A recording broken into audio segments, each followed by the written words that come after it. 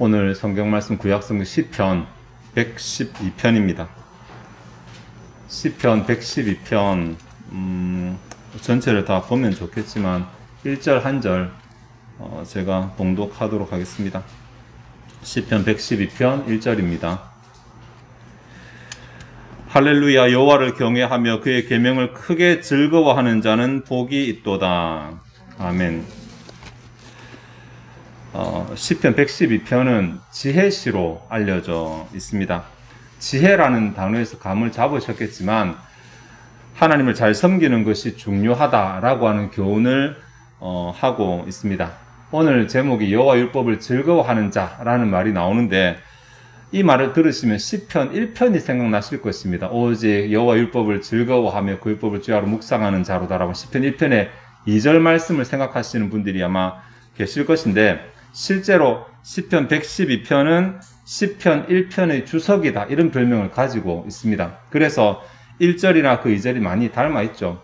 시편 1편에는 복 있는 사람과 악인이 교차되면서 이렇게 교훈되고 있는데, 시편 112편은 복 있는 사람에 대해서만 굉장히 많이 강조를 하고 있습니다. 시편 112편이 10계절인데 우리 눈에는 10계절로 보이지만 사실은 히브리 문장으로는 12문장으로 봐야, 22문장으로 봐야 되겠죠. 히브리 그 알파벳이거든요. 그런데 그 가운데 9계절이 복 있는 사람에 대해서 다루고 있습니다. 이 반대의 경우도 시편에 있거든요. 14편이나 53편 같은 경우는 악인에 대해서만 또 굉장히 많이 다루고 있습니다. 자, 그런데 오늘 우리는 시편 112편, 즉 시편 1편에서 특별히 2절 말씀과 굉장히 관련이 되면서 그 주석이 되는 이 부분을 살펴보고자 합니다. 이유는 이렇습니다. 시편 1편에 복 있는 사람이 어떻게 되는지, 하나님께서 어떤 복을 주시는지는 시편 1편에 굉장히 잘 기록되어 있는 반면에 어떤 자가 복 있는 자인지에 대해서는 1절과 2절에서 기록이 되거든요. 그런데 1절은 악인의 길에 서지 않고 고면한 자의 자리에 앉지 아니하고 이렇게 이제 부정적으로 뭘 안 하는 것에 대해서 말하는 거, 실제로 우리가 어떻게 해야 되는지는 1절, 2절에 나오는데 오직 여호와 율법을 즐거워하여 그 율법을 주야로 묵상한다 라고 되어져 있습니다. 여호와 율법을 즐거워하여는 알겠고 주야로 묵상한다는 것은 우리가 잘 이해를 하는데 뭐 밤낮으로 읽는다는 말이겠죠. 여호와 율법을 즐거워한다는 말이 도대체 무엇일까? 우리 가운데 하나님 말씀을 안 즐거워하는 사람 없잖아요. 싫어하는 사람 없잖아요. 읽는 것을 싫어하지 말씀 자체는 안 싫어하잖아요. 그러니까 여호와 율법을 즐거워한다는 이것이 도대체 무엇인지 명확하지 않은 것을 시편 112편에서 명확하게 해준다라고 생각하시면 되겠습니다. 그래서 우리 어떻게 보면 시편 1편 2절을 이해하기 위해서 시편 112편을 살펴보는 것이라고도 할 수 있습니다.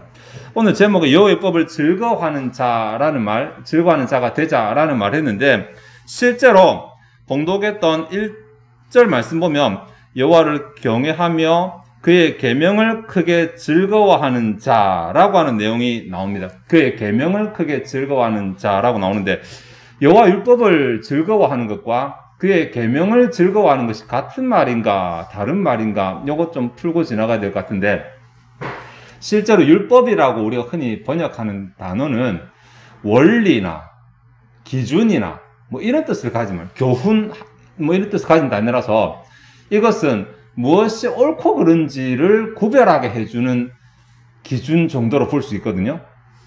근데 계명이라는 단어는 좀 다릅니다. 계명이라는 단어는 사실 그것이 실제적으로 어떻게 적용되는지 조항을 가리키는 말입니다.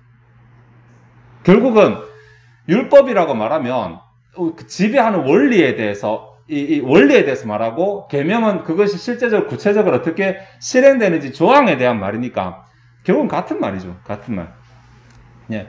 어디에 초점 맞추느냐라는 것만 다를 뿐, 율법이나 계명이나 같이 하나님의 말씀이라고 볼 수 있는데, 굳이 시편 112편에서는 율법이라는 단어를 쓰지 않고 계명이라는 단어로 바꿨다는 거죠. 이 바꿨다는 자체가 이미 그냥 아주 원론적이고 추상적이고 보편적인 이런 기준의 말을 하는 것이 아니라 실제적으로 우리 삶 가운데 뭔가 적용되어질 수 있는 아주 구체적인 말을 하겠다라는 것입니다. 시편 1편과 같은 말이지만 시편 1편에서는 나는 여호와의 말씀이 너무 즐겁다. 여호와의 율법이 즐겁다. 하나님의 말씀 너무 좋다. 이렇게 말하는 정도가 아니고 뭔가 실제적인 무언가를 우리에게 교훈하시겠다라고 이렇게 볼 수 있다는 것입니다. 자, 그런데 여호와의 율법을 여호와의 계명을 즐거워한다는 것이 시편 112편에서는 크게는 두 개로 나누어져서 실제 구체화시키고 있습니다. 시편 1편에서는 그냥 주야로 묵상한다, 말씀을 막 가까이 한다, 말씀을 많이 암송한다, 묵상한다 이 정도로 볼 수 있지만 시편 112편에서는 실제로 그렇게 말씀을 묵상하는 사람이 실제 삶 가운데 어떻게 삶을 살아야 되는지를 두 가지 방향으로 나누어서 교훈하는데, 하나는 하나님을 향해서, 다른 하나는 이웃을 향해서 이렇게 말하고 있습니다. 그래서 오늘은 이 두 부분을 짧게 나누어서 한번 생각을 해보도록 하겠습니다. 먼저 하나님을 향해서인데, 시편 1편 봉독했던 말씀에 여호와를 경외하며 그의 계명을 크게 즐거워하는 자라고 말했죠. 그러니까 그의 계명을 즐거워하는 자와 여호와를 경외하는 자가 병렬로 사용되고 있습니다. 같은 의미죠. 그의 계명을 즐거워하는 자는 당연히 여호와를 경외하는 자, 하나님을 경외하지 않고 하나님의 계명을 즐거워할 수는 없거든요. 그래서 이렇게 같이 표현하고 묶음으로 표현하고 있는 것에서 여호와 율법을 즐거워하는 자는 여호와를 경외하는 자이구나 라는 것을 우리가 알 수 있습니다. 그런데 여기 여호와를 경외한다라는 이 표현이 조금 우리가 좀 생각을 좀 해야 돼요. 어렵지만 제가 넘어가려고 해도 넘어갈 수가 없는 표현이라서 생각을 좀 해야 되겠습니다. 원어로 제가 좀 읽어드리진 않겠습니다만, 원어로 보면, 히브리어로 보면 여호와를 경외한다라고 하는 짧은 이 문장인데 두 개의 단어인데, 목적어는 별로 안 중요합니다. 이 문장에서. 이게 무슨 말이냐면, 우리가 누구를 경외하는가의 질문이 아닙니다. 누가 경외하는가의 질문입니다. 주어가 강조되는 문장입니다. 이해가 될지 모르겠습니다. 그래서 이 문장을 읽으면서 우리가 누굴 경배하지, 어떤 분이지, 이걸 찾는 것이 아니라 우리 모습을 본문에 찾아야 됩니다. 우리가 여호와를 경외하는가를 찾아야 됩니다. 그러니까 여호와를 대할 때 여호와를 경멸하는 사람도 있고 여호와를 무시하는 사람도 있는데 여호와를 경외하는 자는 복을 받는다, 이 말입니다. 그러니까 이 본문에서는 하나님 자체를 우리가 어떻게 평가하는가가 아니라 우리가 하나님 앞에서 하나님을 어떻게 대하는가, 우리의 자세를 찾아봐야 됩니다. 우리가 경외하는가라는 자세. 이해가 되시나요? 이 본문에서 하나님을 경외하고 있는지 경외하지 않는지 이것을 구분짓고 있어서 나 자신에게 비춰볼 때 내가 하나님을 경외하고 있는가라는 질문을 본문에서 해야 됩니다. 경외한다라는 단어가 또 무슨 단어인가 싶죠. 또 생각해봐야 되거든요. 이 단어는 참 우리말로 번역이 힘든 단어입니다. 이게 성경에서는 본문에서도 이 단어가 그러니까 긍정적인 의미로도 쓰이고 부정적인 의미로도 쓰이는데, 긍정적인 의미는 주로 내가 믿을 수 있고 신뢰할 만한 대상이나 내용에 대해서, 부정적인 것은 내가 좀 별로 믿고 싶지 않고 내가 신뢰하지 않는 대상을 향해 쓰일 때 이렇게 두 가지로 나눠집니다. 부정적인 개념으로서 이게 만약에 사용됐다면 그냥 말 그대로 무서워한다, 두려워한다. 두려워한다면 또 헷갈리는데 무서워한다, 겁낸다. 본문 7절에도 흉한 소문을 듣고 두려워한다 할 때 이 단어가 쓰였거든요. 그러니까 흉한 소문에 대해서 겁낸다는 말이잖아요. 어째 될까봐 겁내고, 그런 말이고, 똑같은 단어인데도 신뢰할 만한 대상인 1절에 여호와를 대상으로 사용될 때는 이것은 신경 쓰고 조심한다는 뜻을 가집니다. 염두에 두고 조심하는 것. 그러니까 내가 생각하지 않고 함부로 행하는 거 말고 염두에 두고 조심하는 것. 이거 뭐 어르신들 앞에 있어서 사람들이 좀 조심하는 거 있잖아요. 조심한다, 뭐 그런 표현 정도입니다. 하나님이 계시니까, 집안에 어른이 계시니까 말하는 것도 조심하고 행동하는 것도 조심하고 그렇게 조심하잖아요. 내 눈에 안 보여도 이 집 어딘가는 계시니까 내가 내 눈에는 안 보이지만 뭔가 내 행동 거지를 조금 이렇게 자제하고 절제하고 단정하게 하는, 이런 뜻입니다. 여호와를 경외한다라는 말은 비록 하나님께서 지금 내 육신의 눈앞에 안 보인다 하더라도 하나님의 계심을 인정하기 때문에 내 행동 거지가 하나님 없는 사람처럼 행하는 것이 아니고 하나님을 신경 쓰고 염두에 두고 말하고 행동하는 것이라고 그렇게 말할 수 있습니다. 굉장히 구체적이죠. 여호와를 경외하는 자가 그의 계명을 즐거워하는 자입니다. 반대로 그의 계명을 즐거워하는 자는 여호와를 경외하는 모습이 나타나지 않을 수 없다라는 것입니다. 자, 이런 자에게 복이 있다고 말하니까 복을 받는 자, 복을 받게 될 자, 엄밀히 말하면 지금 아니죠. 복을 받게 될 자는 하나님을 염두에 두고 하나님을 신경 쓰고 살아가는 신자입니다. 예배 시간에만 하나님 찾고 이 시간 앞에 와서만 신자인 척하는 것이 아니라 내 삶 가운데 하나님이 계시다, 하나님이 나를 보신다 라는 생각을 하고 내 행동을 하나님 계신 자처럼 하나님 앞에서 행하는 것처럼 조심하는 사람이 복을 받는 사람이라고 이렇게 말할 수 있습니다. 그게 두 번째인데, 이 여호와 율법을 즐거워하는 자, 즉 복을 받게 되는 자, 이 사람의 두 번째 특징이 이웃을 향해서 나타나는데 굉장히 좀 많이 설명을 하고 있습니다. 4절에 보시면 정직한 자들에게는 흑암 중에 빛이 일어나나니 그는 자비롭고 긍휼이 많으며 의로운 이로다. 여기 정직한 자들이라는 표현이죠. 정직한 자들, 따로 말하지 아니하고 지금 시편 112편에서 여호와를 경외하는 자라고 말했다가 정직한 자라고 말하고 있습니다. 같은 말입니다. 같은 말. 같은 대상을 지금 계속해서 노래하고 있기 때문에 그렇습니다.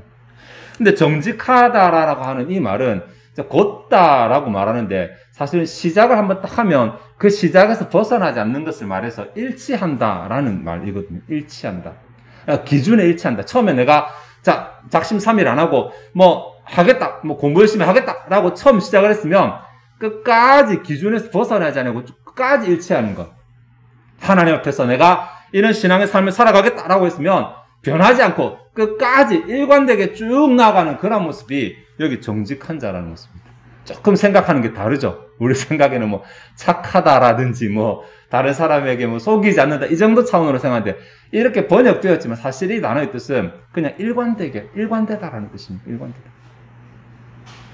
그런데 일관되는데 어떤 면에서 일관되는가라고 하는 것이 4절에 나오는데 하반절에 자비롭고 긍휼이 많으며 의로운 이라는 표현입니다.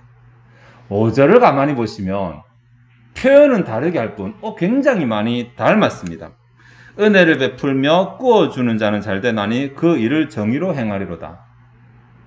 4절 하반절과 5절이 쌍둥이처럼 닮았습니다. 우리 눈에 다르게 보인다 하더라도 자비와 은혜가 같은 말이고 긍휼이나 베품이 같은 단어고 의나 정의가 같은 말이거든요. 그러니까 다르게 표현했을 뿐 사실 4절 하반절과 5절은 같은 내용을 두 번 반복해서 말하는 것입니다. 왜 이런 식으로 말하지? 보통 히브리어에서 시편 같은 경우 같은 문장을 반복할 때는 한 절 안에 두 문장을 상반절과 하반절을 서로 담게 표현하는데 여기서는 특이하게 4절 하반절과 5절을 같은 문장으로 이렇게 표현하고 도대체 왜 이러지라고 생각하실 수도 있지만 이 112편이 제가 처음에 잠깐 지나갔지만 알파벳이기 때문에 그렇습니다. 우리 눈에는 10절로 보이지만 히브리 성경을 보면 22문장입니다. 22문장. 두 개씩 묶어서 한 줄씩 이렇게 해놨기 때문에 우리는 10절로 보일 뿐이지. 그래서 알파벳 기준으로 보면 서로 다른 절로 이어지는 절로 이렇게 정상적으로 보이게 됩니다. 어쨌든 4절 하반절하고 5절의 내용이 은혜를 베푸는 것, 또 꾸어주는 것, 또 의를 행하는 것 이렇게 같은 내용으로 기록하고 있는데 이게 의미 없이 세 개를 아무거나 생각나는 대로 말한 것 같지는 않습니다. 이웃에 대해서 다른 사람에게 자비로우며 즉 다른 사람에 대해서 좀 너그럽고 넓은 마음을 가지고 꾸어주는 것, 다른 사람을 섬기는 것 이 두 개가 하나로 묶여 있습니다. 원어로 봐도 다른 사람에게 좀 마음을 넓게 하고 다른 사람에게 필요한 것을 채워주는 것, 섬기는 것 이것이 정직함의 그 첫 번째 기준, 출발점이고 두 번째가 의라는 단어를 씁니다. 의. 다음 정의라는 말을 씁니다. 좀 안 닮았거든요. 그럼 따로 원어도 따로 구분하고 있어요. 왜 이렇게 구분하냐면 이것이 내가 다른 사람에게 좋은 것을 해주고 다른 사람에게 좀 베풀어주고 이래 한다고 해서 무작정 그냥 다른 사람에게 가는 것이 아니라 그것도 하나의 기준이 있다는 것입니다. 의라는 기준, 정의라는 기준.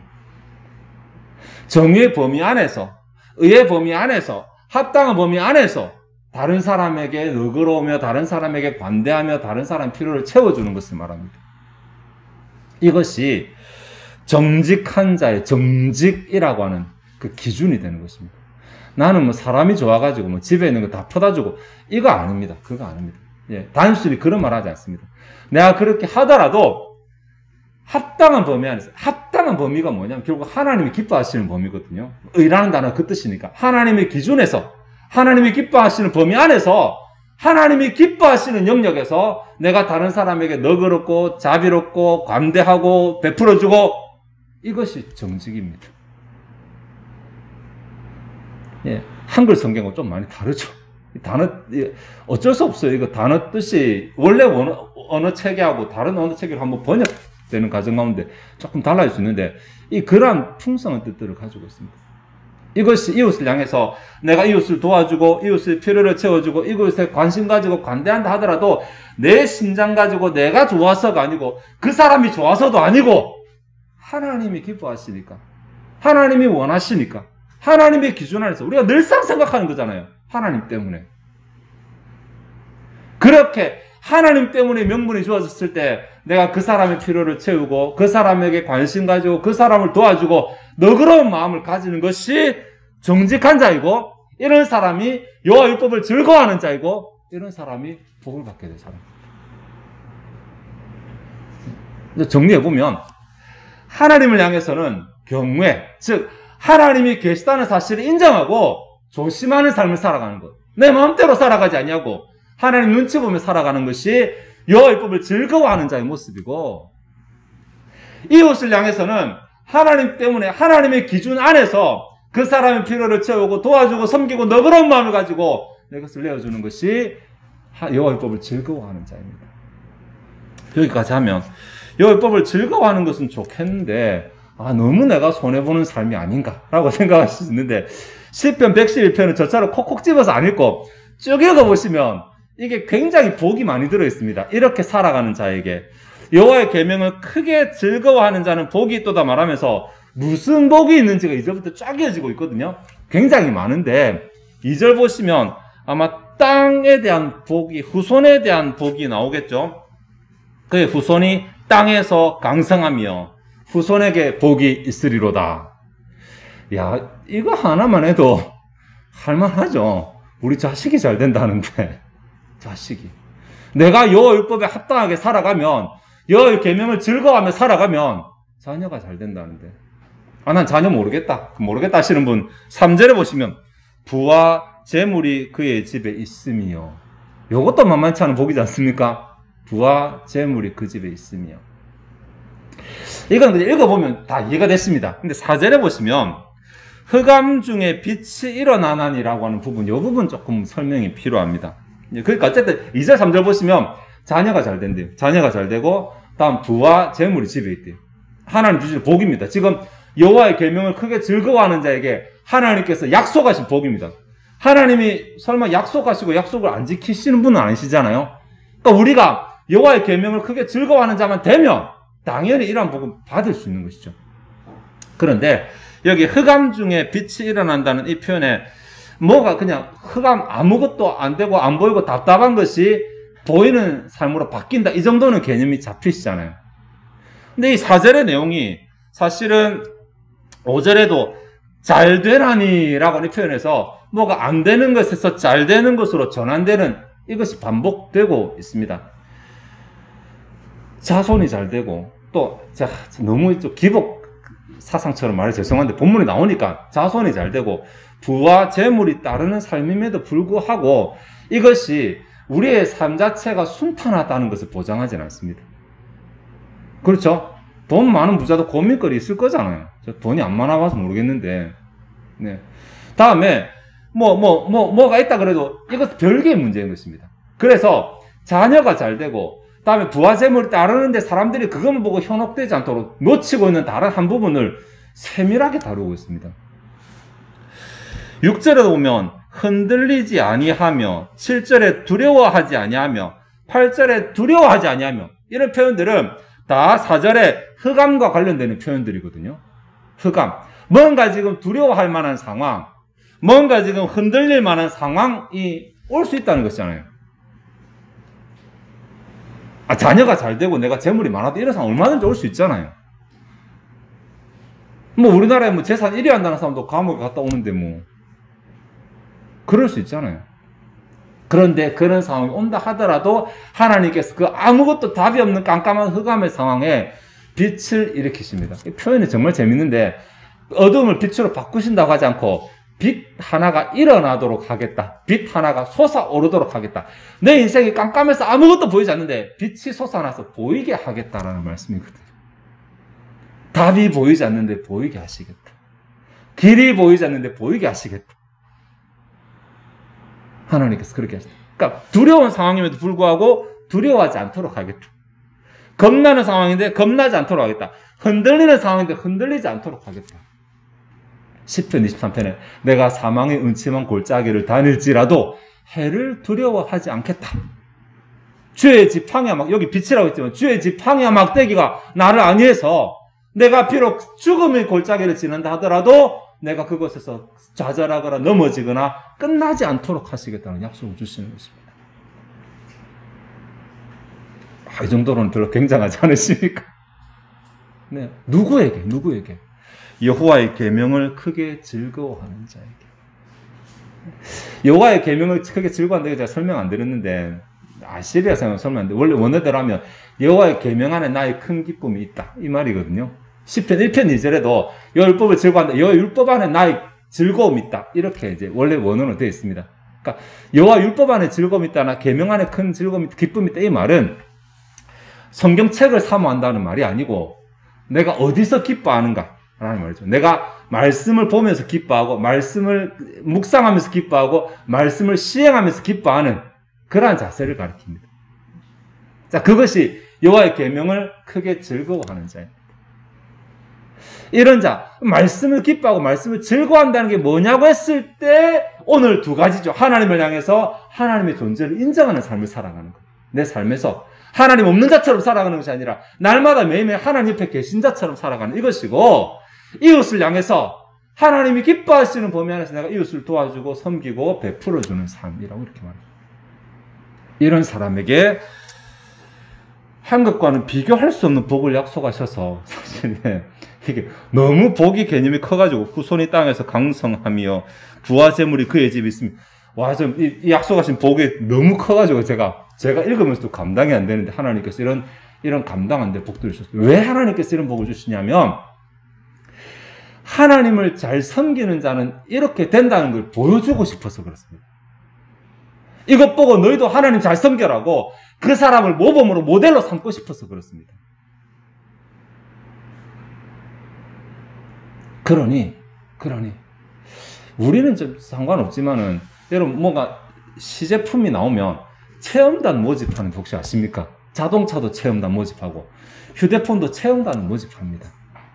네, 먼저 써보라고 공짜로 줍니다. 그냥 써보시라고. 네, 이미 제품이 완성되어서 뭐 흠잡을 데가 없지만 그래도 체험단 하면 체험해보고 나서 입 닫으면 안 되고 후기 적어야 되거든요. 이런 점에 좋더라 이렇더라 하고 적으면 그것이 이제 판촉 효과니까 그것을 보고 다른 사람들이 체험해보니까 저렇더라고 또 사게 되니까 체험단 하는 거잖아요. 오늘 본문이 좀 그럴 수도 있습니다. 율법을 즐거워하는 자, 다르게 표현하면 사실은 이때까지 계속 똑같은 말인데 하나님의 언약의 자리를 지키고 우리가 행해야 될 언약적 의무를 이행하는 자입니다.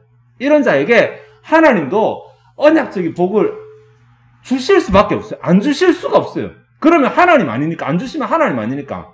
하나님이 하나님 되시려면 주실 수밖에 없고, 성경에 기록된 대로, 우리는 성경에 기록된 대로 다 했어요 라고 말하면 하나님, 그래, 그러면 너희는 했지만 나는 안 하겠다, 이렇게 하실 분이 아니거든요. 맞잖아요. 그럼 하나님 아니시죠. 하나님은 반드시 언약적 의무를 이행한 자에게 언약적인 복을 주십니다. 그것이 언약이 약속이니까, 계약이니까. 내 머리로만, 내 생각으로만 나는 하나님 섬깁니다. 나는 하나님 믿습니다. 이렇게 하는 것이 아니고 실제적으로 내 삶이 언약에 묶인 삶, 언약을 순종하는 삶, 언약을 따르는 삶을 보여드려야 되는 것이죠. 그 보여드리는 것이 여호와 율법 가운데 살아가는 삶. 오늘 본문 가운데 말한 것처럼 하나님의 존재를 인지하며 살아가는 삶. 내 삶에서 뭐 하려고 하다 하나님 싫어하시지 안 하고 뭐 안 하려고 하다 하나님 기뻐하신다 하고 이렇게 하나님을 인정하는 삶. 내 좋은 대로만 판단하는 것이 아니라 하나님 무엇을 원하실까를 생각하면서 판단하는 삶이죠.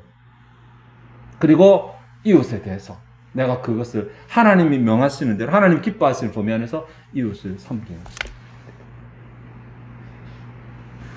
우리가 그런 삶을 살아갈 때 하나님은 다 치우쳐 악을 행하고 선을 행하는 자가 하나도 없는 가운데 누가 하나가 하나님이 기뻐하시는 삶을 살아간다면 하나님이 그 사람을 보고 세상 보라고 세상에서 나를 섬기는 자가 얼마나 잘 되는지 보라고 그 마음으로라도 그 사람에게 잘 되게 하십니다.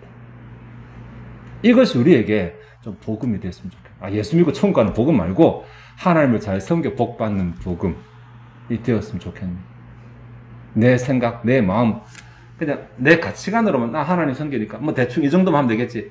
하나님이 기뻐하시는 삶을 살아가지 않고 내 생각으로만 스스로 요즘 정신승리라는 표현을 쓰는데 내 생각으로만 나는 신앙인이야, 나는 신자야, 나는 뭐 하나님이 나를 사랑하셔. 내 생각으로만 그렇게 하지 마시고 내 삶을 살펴보아서 내 삶이 여호와 율법을 즐거워하는 삶인지 여호와의 계명을 크게 즐거워하는 삶을 살아가고 있는지 구체적인 기준도 본문에 나오니까 기준 살펴보시고 그렇지 못하다면 그러한 삶으로 바꾸시고 그러한 삶을 살아간다면 그러한 삶 가운데서 주의 복을 누리는 너무 엄청난 복이라고 말하기 그래서 주의 복을 엄청나게 누리는 저 여러분 되시기를 바랍니다.